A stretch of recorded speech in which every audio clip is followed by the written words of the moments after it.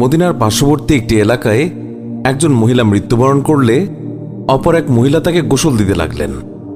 যে মহিলা গোসল দিচ্ছিল তার হাত যখন মৃত মহিলার উরুতে পৌঁছালো তখন সে আশেপাশে বসা 2-4 জন মহিলাকে বলে উঠল, হে আমার বোনেরা, তোমরা কি জানো এই যে আজ মহিলা আজ মৃত্যুবরণ করেছে তার তো অমুক পুরুষের সাথে অবৈধ সম্পর্ক ছিল। গোসল প্রদানকারী মহিলা যখনই এই কথা বলল অমনি সাথে সাথে অলৌকিকভাবে তার হাত মৃত মহিলার উরুর সাথে আটকে গেল। পাশের মহিলারা ওই মহিলার হাত ছুটানোর জন্য অনেক টানাটানি করল, কিন্তু কিছুতেই ছুটাতে পারল না। বেশ জোরাজুরি করাতে হাতের সাথে উরুও চলে আসতে লাগলো। এইভাবে অনেক সময় অতিবাহিত হতে লাগলো। মৃত মহিলার আত্মীয় স্বজনেরা বলতে লাগলো, বিবি, এই যে দ্রুত গোসল শেষ করুন, সন্ধ্যা হয়ে আসছে, জানাজা শেষে আমাদেরকে দাফন করতে হবে। মহিলাটি বলল, আমি তো তোমাদের মৃত মহিলাকে ছাড়তে চাই, কিন্তু সে আমাকে ছাড়তে চায় না। এইভাবে রাত হয়ে গেল আর তার হাতও উরুর সাথে আটকেই রইল। ভোর হলো, কিন্তু ওইভাবেই রইল। তখন সমস্যার জটিলতা দেখে মহিলার পরিবারের সদস্যগণ ওলামায়ে কেরামের কাছে গেলেন এবং একজন আলেমকে বললেন, মৌলভী সাহেব, একজন মহিলা অন্যজনকে গোসল দিচ্ছিলেন, তখন তার হাত মৃত মহিলার উরুর সাথে আটকে গেছে, এখন কি করা যায়? তিনি ফতোয়া দিলেন, ছুরি দিয়ে জ্যান্ত মহিলার হাত কেটে দাও।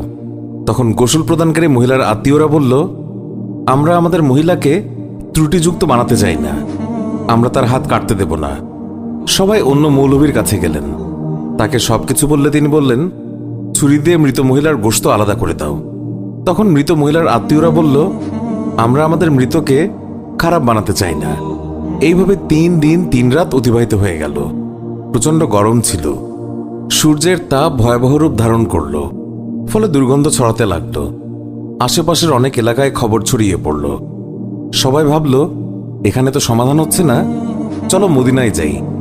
সেখানে তখন ইমাম মালিক রহমতুল্লাহ আলাই প্রধান কাজীর মর্যাদায় ছিলেন। লোকেরা মালিক রহমতুল্লাহ আলাইয়ের দরবারে পৌঁছে বলল, হজরত, একজন মহিলা অপর একজন মৃত মহিলাকে গোসল দিচ্ছিলেন, তখন তার হাত মৃত মহিলার উরুর সাথে আটকে গেছে, ছাড়ানোই যাচ্ছে না। 3 দিন হয়ে গেছে, এখন কি ফতোয়া?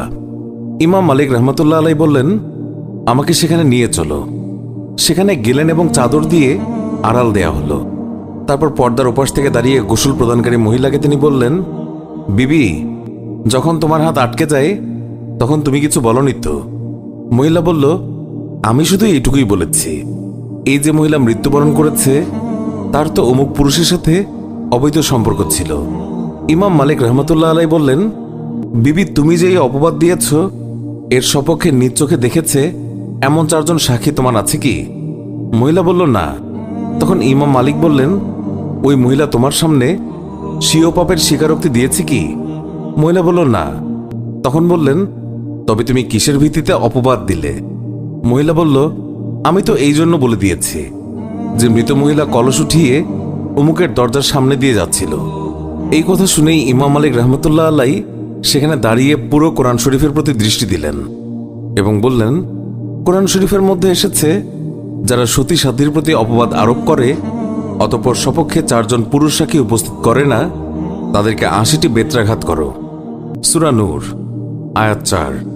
যেহেতু তুমি কোনো প্রমাণ ছাড়া একজন মৃত মহিলার ওপর অপবাদ আরোপ করেছ, আমি প্রধান কাজী হিসেবে নির্দেশ দিচ্ছি, জল্লাদ, তাকে বেত্রাঘাত করতে শুরু করো। জল্লাদ তাকে প্রহার করতে শুরু করল। তাকে বেত্রাঘাত করা হচ্ছিল।